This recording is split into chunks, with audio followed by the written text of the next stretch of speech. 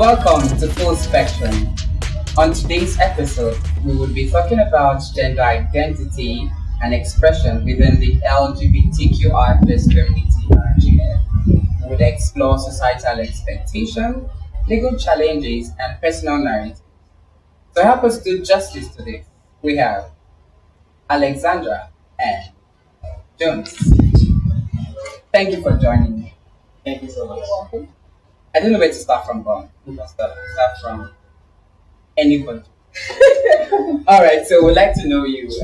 Let's have a little knowledge of you.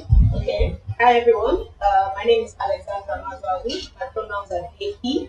I'm a human rights program officer. That title is still very difficult to read slowly. I'm not really based on this title. But anyway, because of the introduction of this, I'm a human rights activist living in Lagos, Nigeria, and community organizer in my spare time. I work with TS, the Initiative for Equal Rights in Nigeria, and I'm a creative with my hands and a bunch of other things. I'm happy to be here. Thank you very much. All right, can we meet? Alright, so I am Jones Okolie. I work at the section of fair rights and social justice for LGBTQI persons. I work at the group Sexual Health and Rights Advocacy Initiative as Nigerian LGBTQI officer. Thank you. All right, Alex. So let's talk about gender identity and expression. What comes to your mind when someone hears gender identity and expression? When I think of gender identity and expression, I think of first how someone sees their gender in their mind, which is their gender identity, and then how they've chosen to express that gender, which is their gender expression. How about you, John?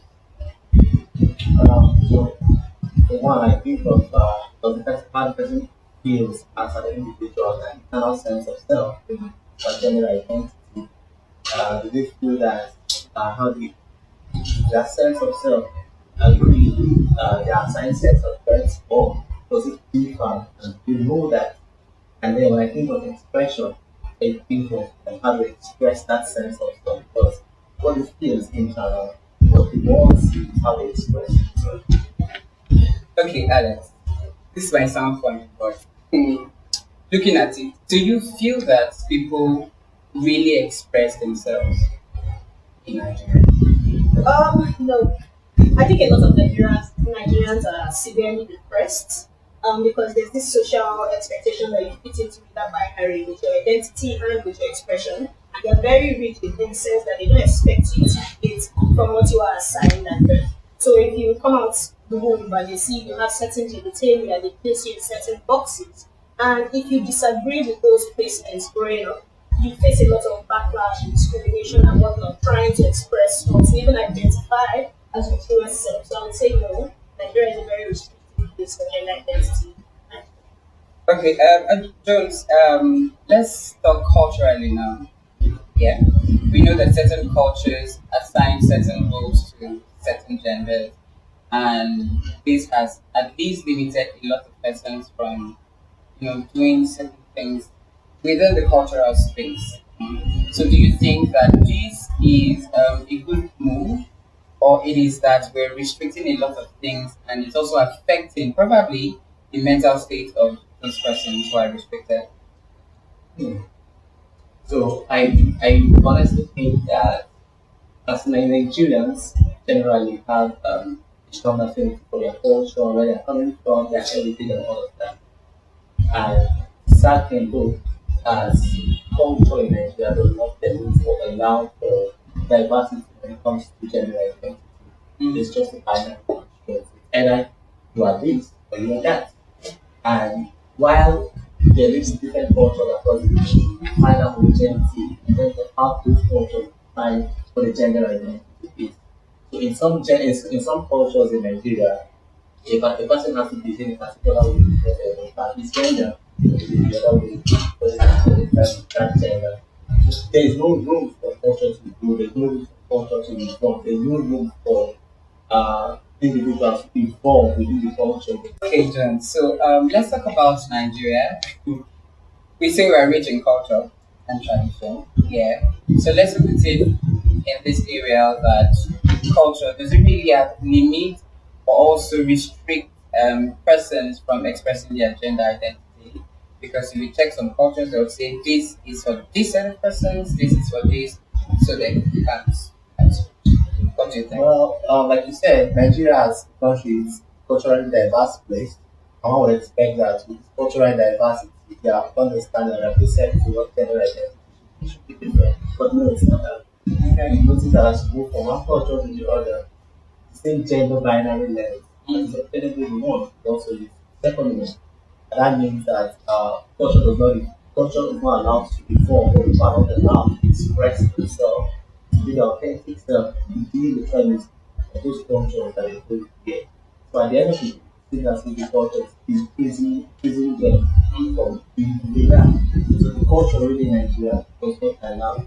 And now that I think about it, I really do not think that particularly about the culture itself, but oftentimes about the custodians of the culture. Because culture should evolve. Culture should evolve. There are situations where gatekeepers of these cultures say that no, the individuals who belong to this culture should not allow to evolve. Culture should not evolve. Then there's a problem, and that's what we're saying. I had an interesting story one time that I can't remember the exact culture right now, but the person mentioned that certain culture, the gods, they have all those gods and all those things, that the gods was longing to marry another god, not even a goddess this time around, you get. And in my head, I'm like, okay, so this happened. In this country, Yeah, Yes, it's yes, really interesting because, like you said, like culture is being kept, and it begs the question of who are these gatekeepers and who does it serve. If we as a people cannot even dictate how our culture changes, mm, culture is supposed to serve the people. It is a reflection of what the people believe. But at the end of the day, you find that that's not the case. And you mentioned Nigeria being culturally diverse. Even within the quote, three major ethnic groups, yeah, even though they are not big, I don't know what that means. But like even within them, you find different, dialects, different norms and true, traditions. true, Nigeria is not a homogeneous entity, but you find a lot of people speak about, oh, our culture does not allow this, our culture does not allow that, as if it was one culture. Go to certain villages, you find that women can take titles, but it's generally believed that women cannot be kings, women cannot be rulers, and things like that. Meanwhile, there are cultures that counter that. So it just begs the question when did all of this start? Whose culture are we reflecting? If there are many different cultures, which one culture have we chosen is the one that represents all of us? I would say it's the white man's culture. I would say that because we really lost ourselves after colonialism. A lot of us think that the effects have passed. But at the end of the day, you find that there was a loss of history, a loss of tradition, a loss of even tolerance to diversity after colonialism. Because they came and they told us this is how we must behave. They passed down their laws onto us. We didn't even get a say in what is legal and what is not legal. legal, yeah. And they criminalized a lot of things that we normally have. Well, I would say at least the culture before now was a thing of when it came to like sexual behaviors and whatnot, it was a thing of don't ask, don't tell. I don't know any culture that you go to that has a terminology from pre-colonialism that would define, same-sex characteristics or gender diversity or whatnot. Define it enough to ostracize it or to sideline it. There are barely any cultures that have, or at least that I know of, there are barely cultures that I know of that worked that way. But then the colonialists came and then they said, no, this doesn't look like what it looks like in our home. All right, Alex. So let's talk about personal experience. I know obviously what going to experience a lot of. But just tell us. And it might be hard for them. Yeah, it is very hard. But like I said before off camera, my defense mechanism to continue to exist as a person that presents the way I do is to wipe my brain after everything hormone and just remove all the experiences and trash to continue my day. Because how do I explain to somebody that's going from 28 to 50 point people call me on the names and they're like, this one a man, I've been a woman, and then you see them actually actively look for my breasts, right? And that process, I can't explain how humanizing it is. Where they scan with their eyes and then they now settle on your breast and they now be like, no, woman. They now start asking, why do you present like this? Why do you look like this? don't want marry, you don't want this. What about your parents? What about your family? One time I went to the bank, I was trying to sort out an issue with my like banking thing, and I needed to get money ASAP. So as I was talking to them about man supposedly helping me, like she called me to her table. Okay, let me go and do this. In the middle, she just said, ah, Wait, I don't. I'm expecting. she said, I'm expecting the. no, if you the last time say it's been a month. Say why? You know what? Let me even invite you to my house. Let me tell you that when you come to my church, they will tell you, oh, just teach you a few things. You know, you cannot do without God. I don't know why she just concluded I don't have God in my life. Like, I don't know if it's, if it's the presentation. The things people will project onto you just because you think it's just bad. And it's in every space. Like, I get harassed every competition I'm entering. Somebody will be like, Oga, you are going to the wrong place. And I'm like, I know. I can see it writing in the I'm going to the toilet. So it's like from as little as public spaces to as big as family, for instance. Like when I was outside to my family members and we're having a conversation about sexuality, which lasted like a year. I feel like the worst part of it for them was my gender expression.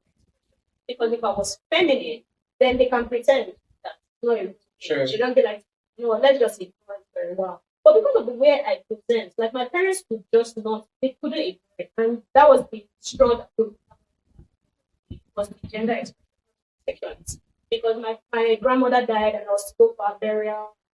I just was not allowed to. Because Wow. they knew that I was not going to present a certain way. They literally told me "You want to go and embarrass them in front of people." Great. So it's like, oh, just because I wear like boys' clothes, I'm no longer the person you know, can't start.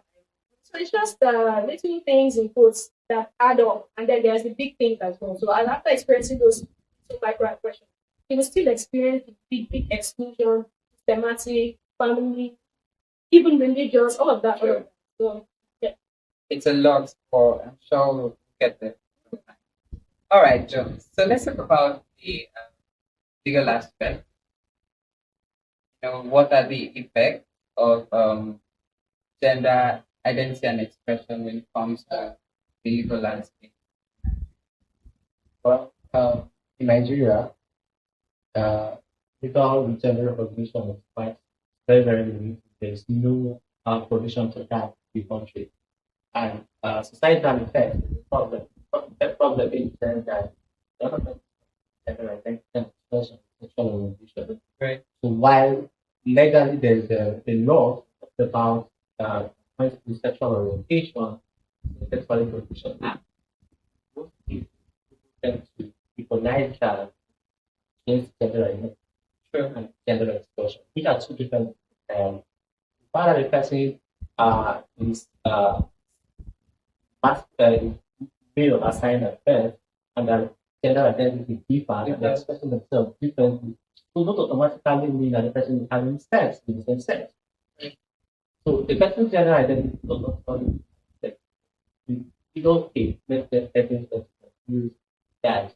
And for one, I imagine that something I imagine, I know for sure that within our political landscape here, if protecting have it's a different gender on the set of sign of birth, in terms of affecting certain settings, not possible.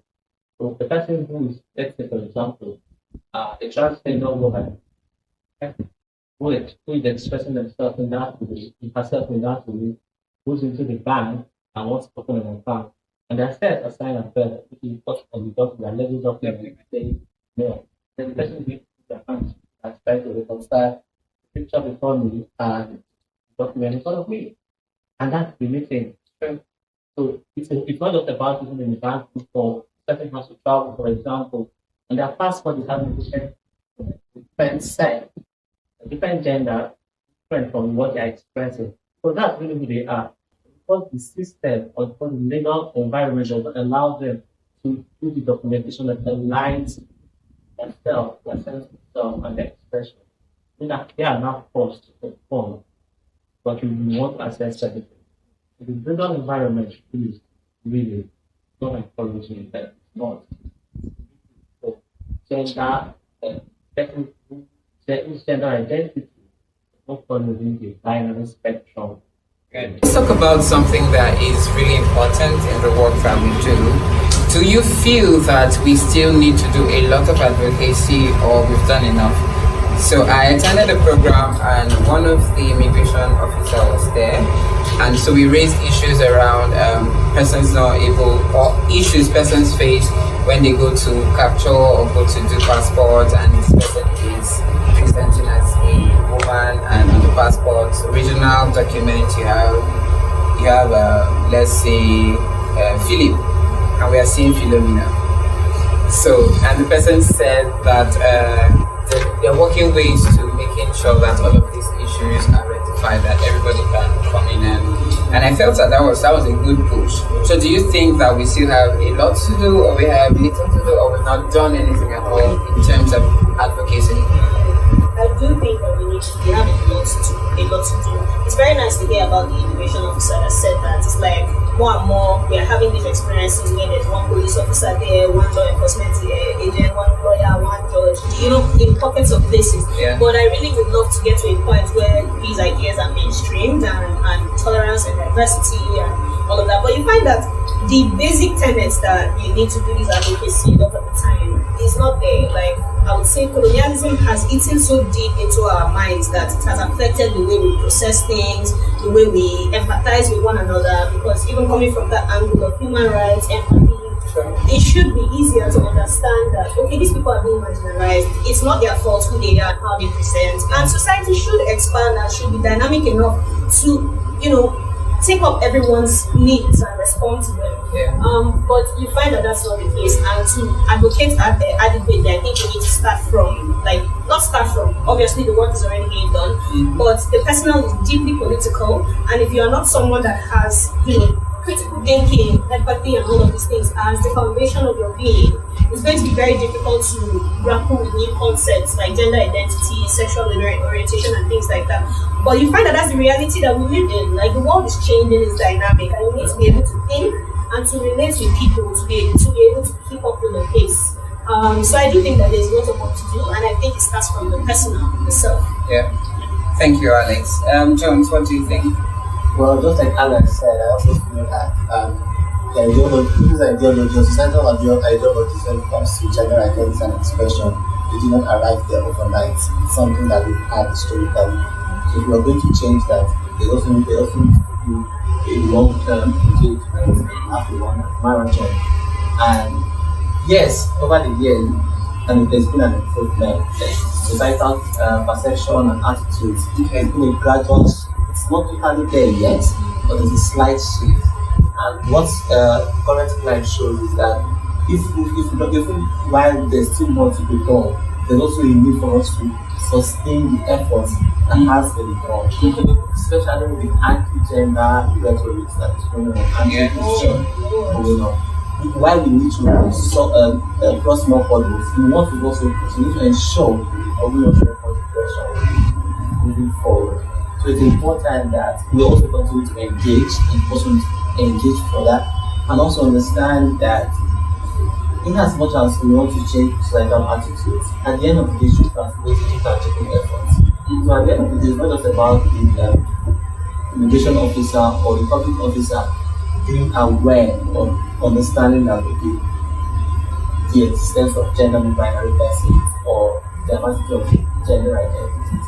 It should also translate into laws and policies that safeguard this ideology, so that at the end of the day, it will not be because the person going to get their passport done, or the person going to access services, will not be giving those services just because the person is being left at the mercy of whoever is in attendance that day. Yeah. But because there is a code of conduct that is mutually and that has been enacted by the government to safeguard the rights of gender diverse persons. To getting there, it may not look like we're there yet now, but then to work that, we should have to continue the way. And it's a good thing that organizations across the country are starting to testify that they are not going it now, like they're stepping out. Like, yeah, and it's something that we all need to consciously contribute to an achievable. And it might not seem like perfect, it's very realistic. I'm quite optimistic about it. Okay, so still that we're trying to get there. do we feel that maybe people should turn it down? Do you feel that way?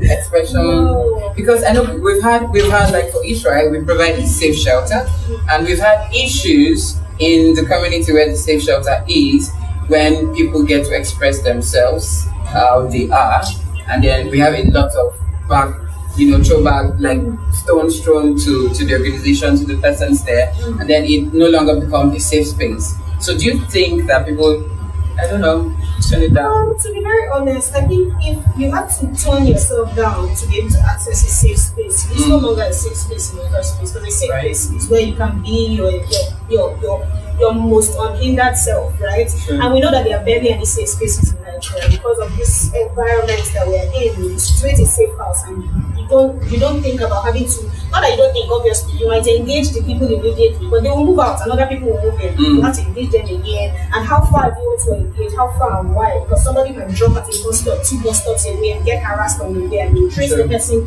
to where the person is going. So I don't think the fault is with the people, because I even think the more radicalized people are, the more the effects, like the higher the chances of radicalizing everybody else around them. So I feel like obviously it's coming at a great price, but I don't think those people that have encountered these gender non-conforming people remain the same.